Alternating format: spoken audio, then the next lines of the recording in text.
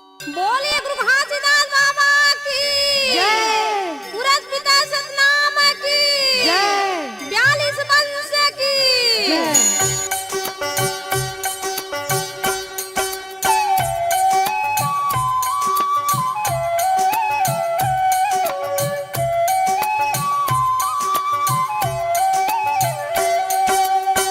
गुरु के पहुँची बंदगी कोटि कोटि प्रणाम। गुरु के पहुँची बंदगी कोटि कोटि प्रणाम। कीटे फिरंगी तारी राखो आप समान गा संतो राखो आप समान।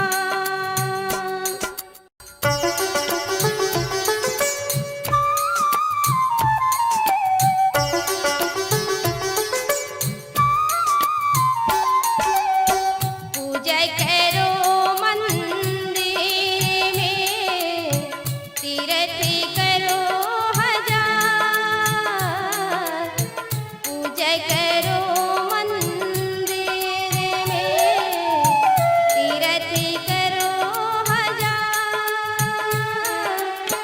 दया धर्म मन में नहीं तो सब कुछ है बेकार गा संतो सब कुछ है बेकार।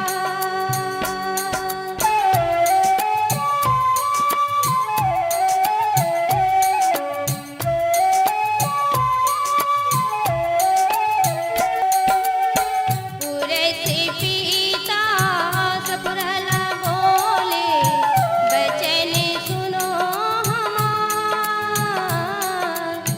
पूरे से पीता सफरला बोले बचन सुनो हमार। मन से क्रोध निकाल दे बेटी मांग ले वरदान वो सपूरा मांग ले वरदान।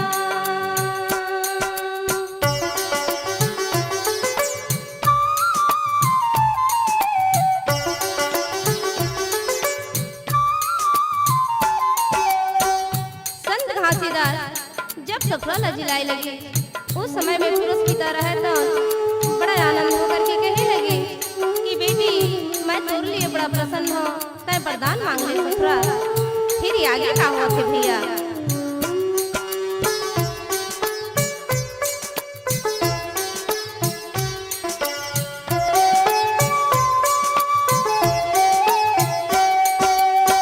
माता सफुरा खुशी होके मांगे ले वही वरदान। माता सफुरा खुशी होके मांगे ले वही वरदान। तोरी जैसे बेटा पाओ गिरो दे हो वही महान गा पिता गिरो दे हो वही महान।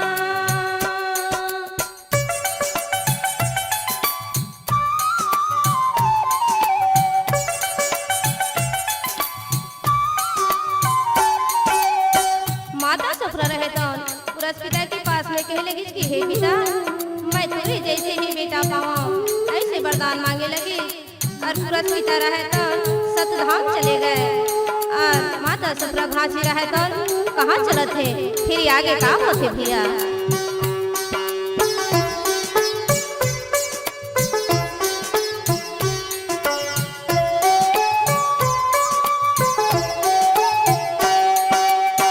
घासी बाबा सपूर के संगी माँ जाए तपो भूमि तीर। घासी बाबा सपूर के संगी माँ जावे तपो भूमि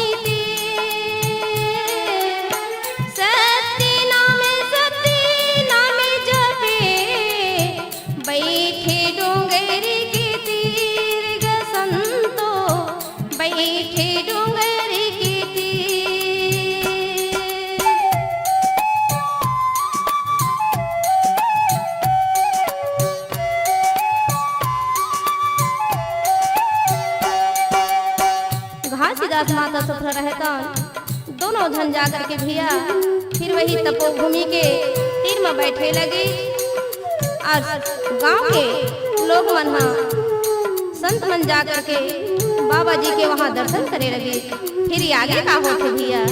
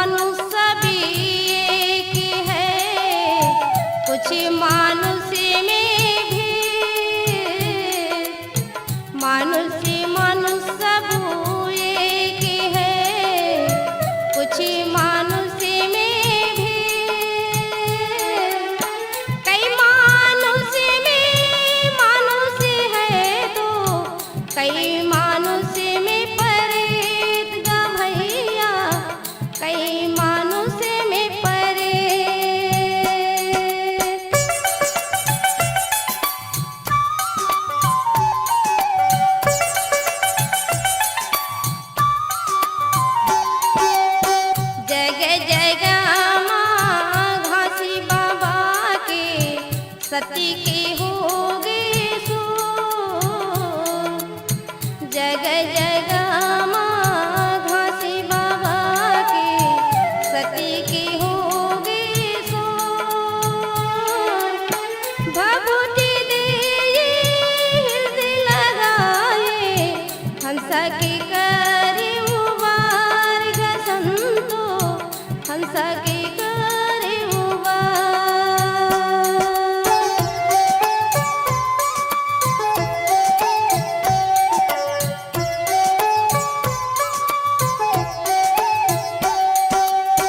नावा गाँव की नरे हरि राजा तपोभूमि चले आए।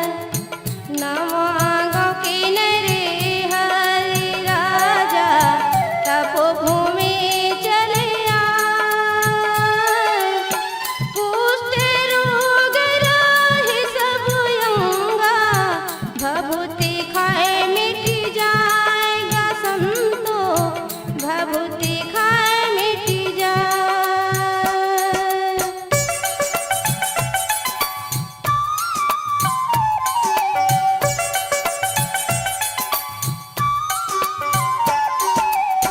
नवा गांव के भैया नरहरी नाम की राजा रही से ओकर सारी अंग में कुष्ठ रोग रही से। जब वही भूमि के तीर में बाबा के तीर में आए लगे तो बाबा हा ओला देख के जब भभूत दे लगे तो कर कुष्ठ रोग हर कट गए और नरहरी राजा रहे तो बाबा के चरण में गिर करके फिर आगे का बताओ से भैया।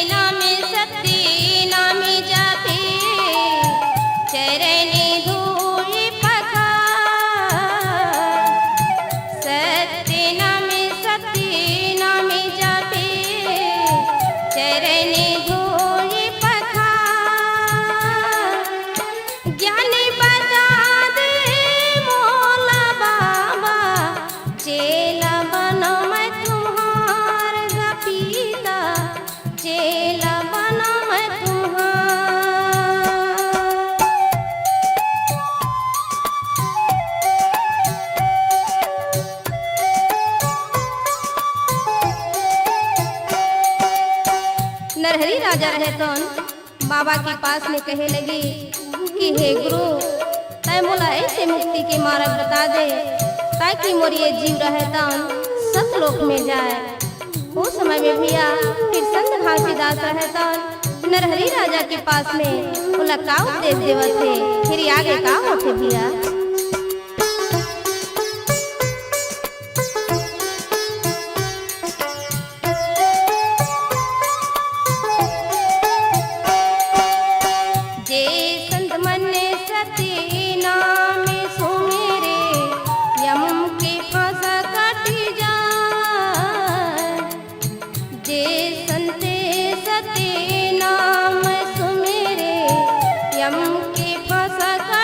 जा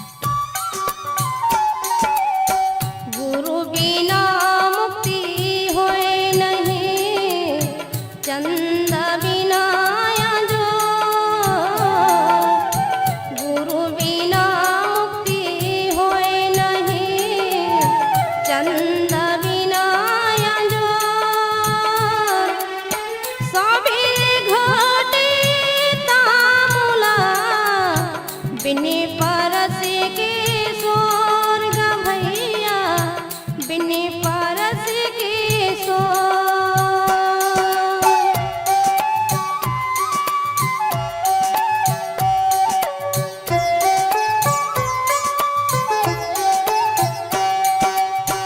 गिरद निवासी बाबल बोले, चल गुरुदेव गाँव।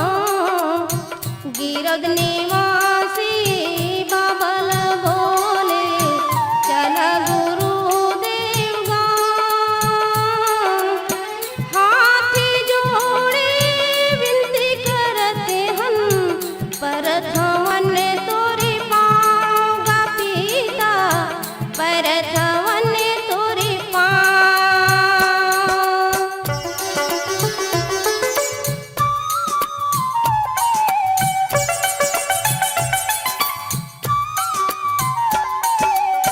संत विनय सुने घासीदा, गिरदपुरी चले आए।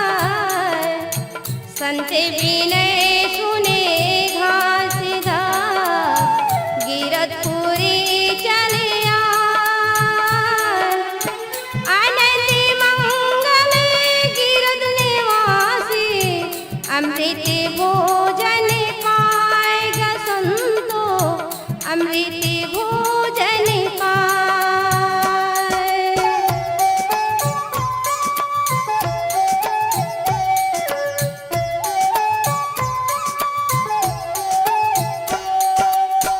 गिरद निवासी संत होने आके संत घासीदास से कहे लगे कि हे संत घासीदास, तोर बिना गिरौदपुरी सुना है, हम तोला लेगे बरियाए हैं, चल गिरौदपुरी में।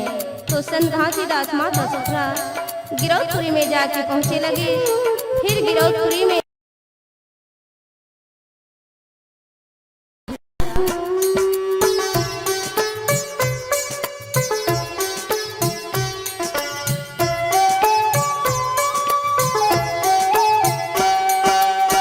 गिरौदे छोड़े घासी बाबा, सपूरा लिए संग।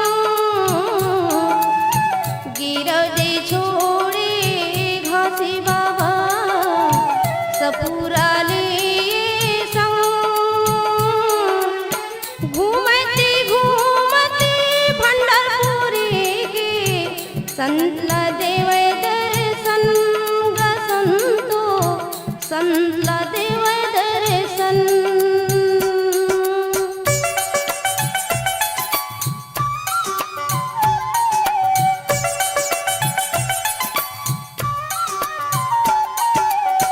संत घासीदास कुछ दिन गिरौदपुरी में रहे लगे।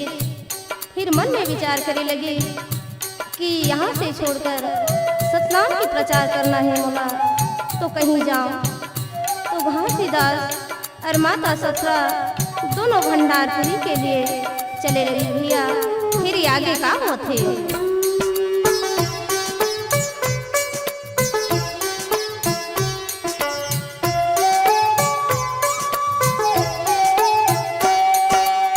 भंडार निवासी देखने लागे, आए बाबा घासीदास। भंडार निवासी देखने लागे, आए बाबा घासीदास। आसन दे गद्दी बैठा रे, दुखी बतावती बात गा संतो, दुखी बतावती बात।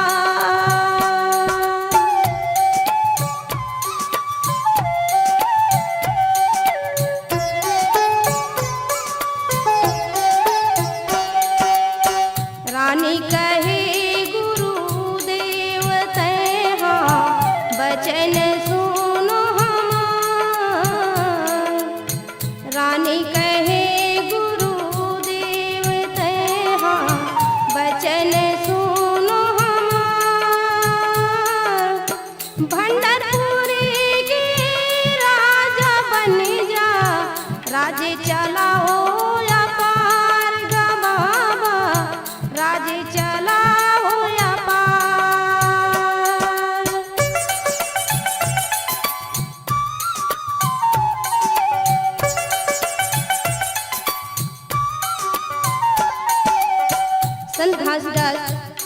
भंडारपुरी में पहुंचे लगे तो वहाँ के संत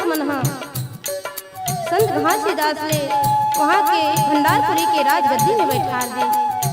फिर वहीं रानी रहा है भानुमती नाम के जो सर्पिन कन्याएं बाबा ला कहे लगे कि यही राजधानी में बैठ जा और सुंदर राजकाज चला। फिर आगे का होते भैया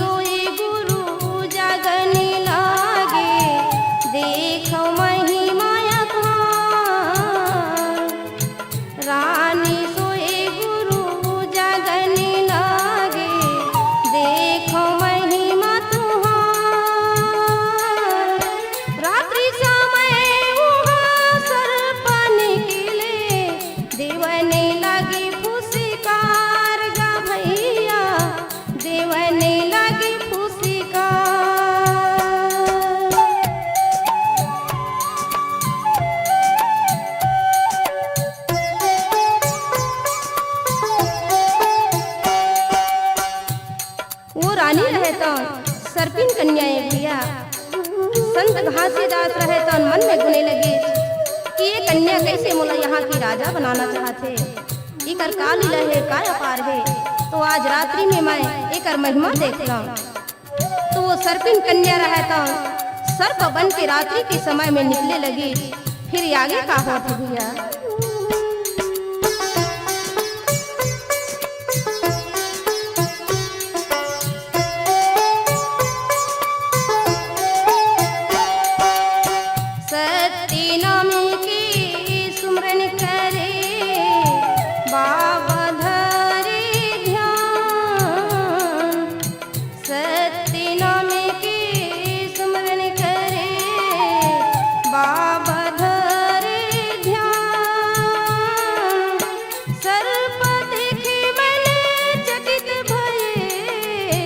अचरज होगी महान गा बाबा अचरज होगी महान।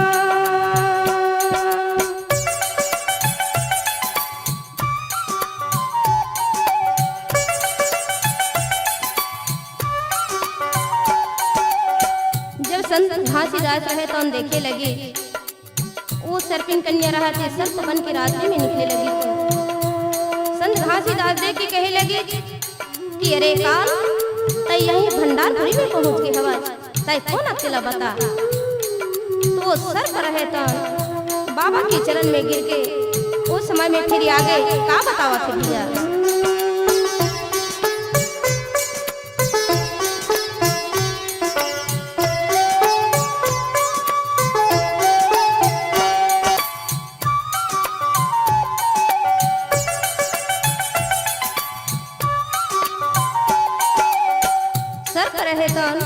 संत घासीदास के पास में कहे लगे कि द्वापर युग में राजा अपेक्षित रही से वो श्रृंगी ऋषि के गल में धागा ला डाल दे रहे। तो हसरात देख के जाओ अरे धागा सर्प बन के ओला काट देवे। तो मैं राजा ला काटे पर जात रहे। उस समय में धनवंतरी वैद्य आवत रही तो वह जिलाए पर जात रही। तो मैं सोन के छड़ी बन के रास्ता में रहे। ओला धनवंतरी वैद्य उठाई तो मैं ओकर खंधा में रहे। धनवंतरी वैद्य मैं हाँ काट दे। तो धनवंतरी वैद्य मोला श्राप दे रही कि जा कभू तोर मुक्ति नहीं होए तई कई करोड़ों जन्म तक सर करेगे। तो मैं हाथ जोड़ के विनय करें कि मोला मुक्ति के मार्ग बता दे।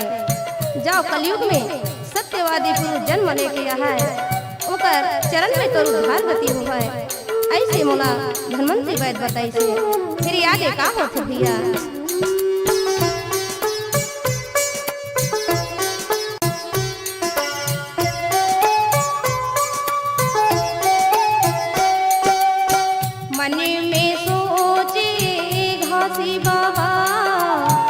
संत लेने बलवान मन में सोचे घासी बाबा संत लेने बलवान उसी पूर्णिमा दिन सोर के महल दिन बने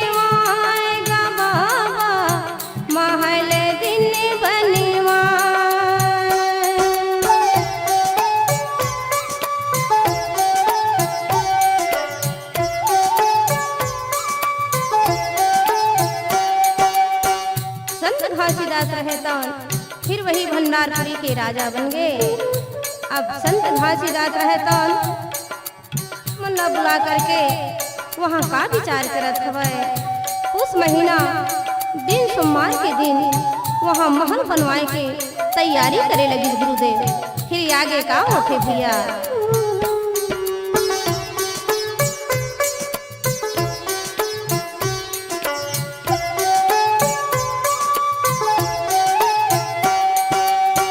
सात खंडी के महल बने मोती नाम धरा। सात खंडी के महल बने मोती नाम धरा। पहली खंडी में गंगा बहते दूसरा में ज्योत जलाएगा संतो। दूसरा में ज्योति जलाए।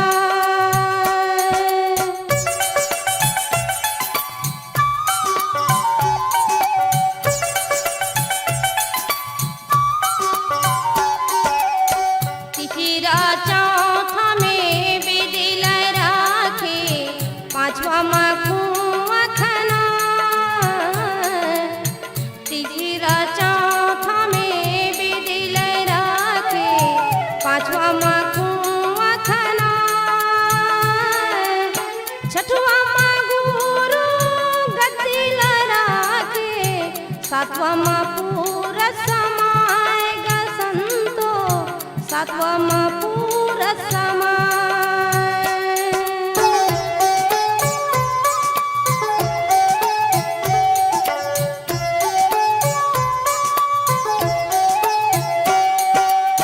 संत घासीदास वहाँ भंडारपुरी में 7 खंड के वहाँ महल बनाए लगे जेकर नाम मोती धराए लगे। पहले खंड में गंगा बहते दूसरा में ज्योत जलाए हवै। तीसरा में अपन धन संपत्ति लराते हवै। चौथा में अथर्वण वेद ला। पांचवा में कुआं खनाए हवै।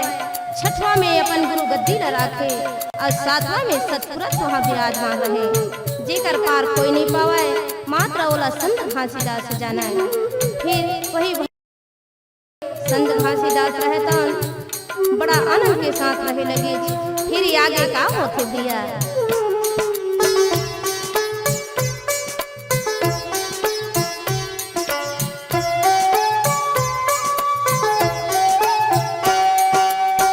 ग्रामे तेलासी बाबा पहुँचे आसन दिन बैठा।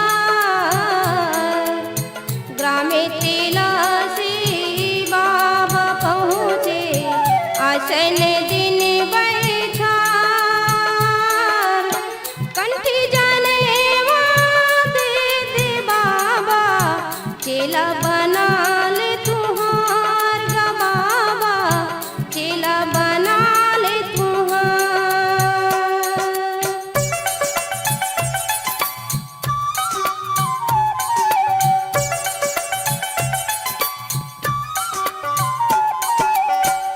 एक दिन संत घासीदास रहता घूमत घूमत तिलासीपुर में पहुंचे लगे।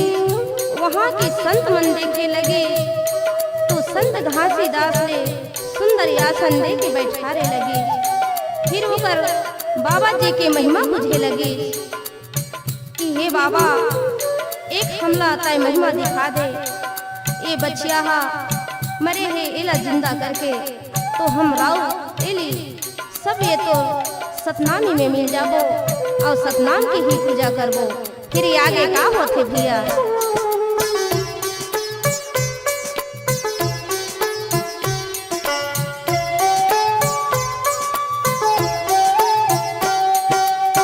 मरे बचिया गुरु जिंदा कर दे बचन सुनो परमान। मारे बचिया गुरु जिंदा कर दे बचन सुनो परमान। राहुति दिल सती नाम होगे सब जन जपि सती नाम गा भैया सब जन जपि सती नाम।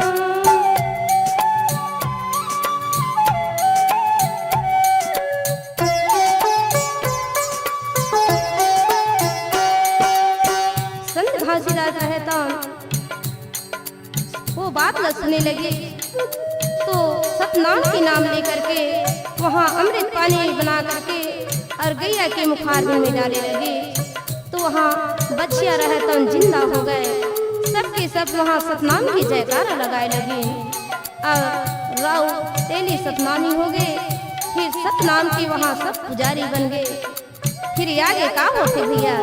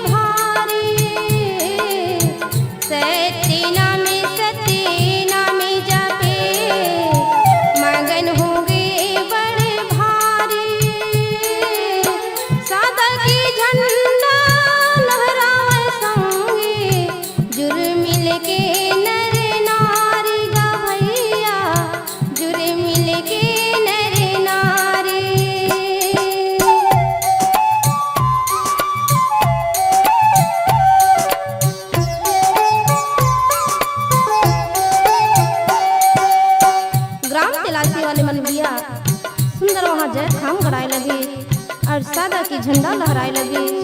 जुर मिल के नर नारी मनहा संत घासीदास के वहाँ सुंदर पूजा करे लगे।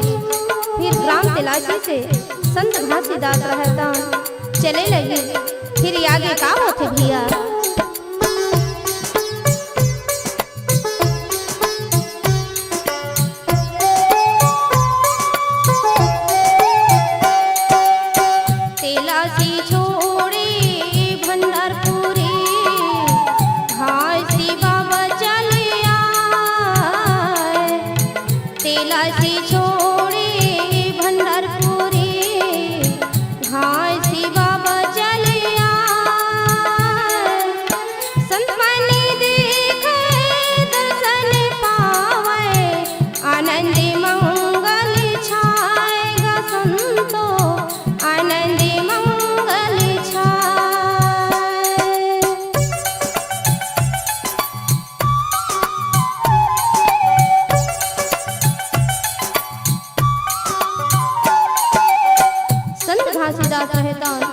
तिलासीपुरी से फिर वापस भंडारपुरी में आए लगे। और भंडारपुरी में 5 साल तक वहाँ सुंदर राज्य करे लगे। फिर आगे का होते भैया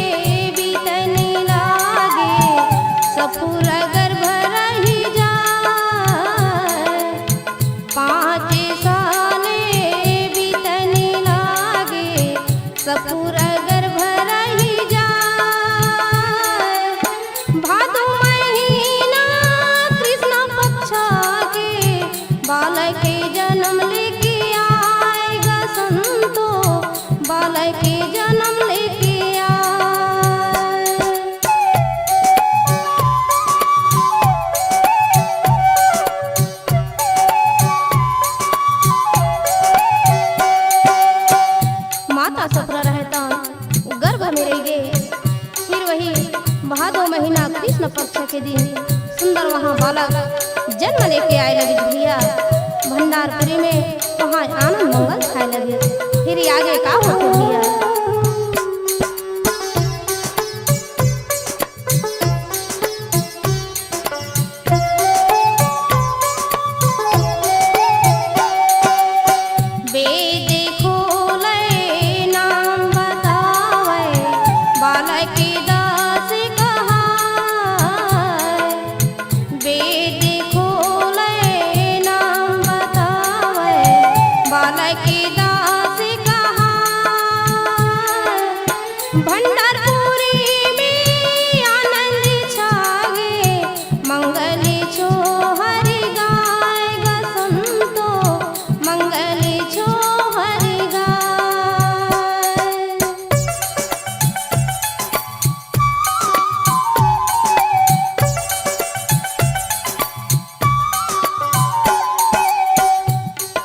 आनंद के साथ भैया वहाँ 5 दिन में छठी मनाए लगे और वेद खोल करके वहाँ देखे लगे और बालक के नाम बालक दास धरे लगे।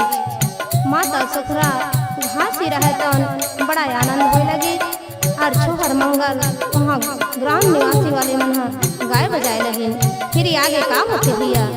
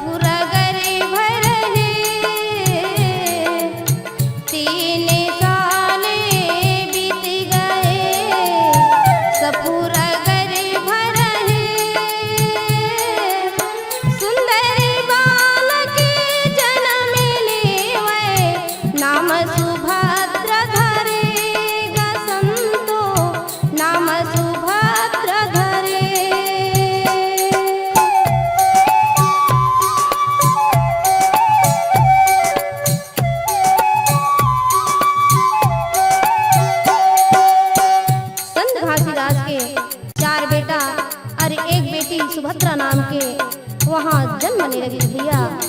फिर भंडारपुरी में आनंद छा गए। फिर संत घासीदास रहे तो अभी आगे फिर का बतावत है भैया।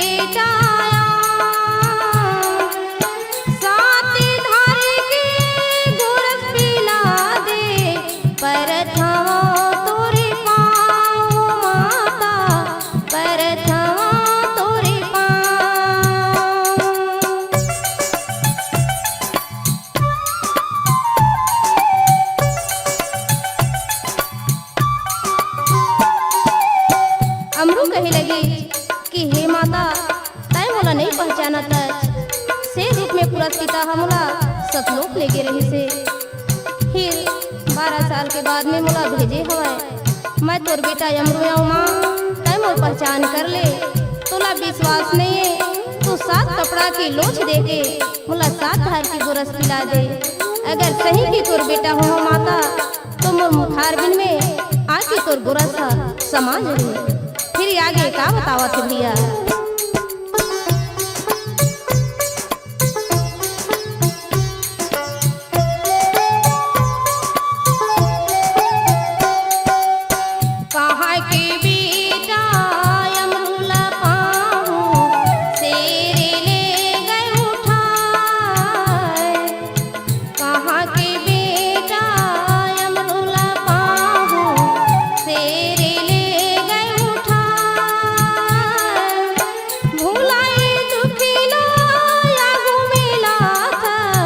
तने जर जर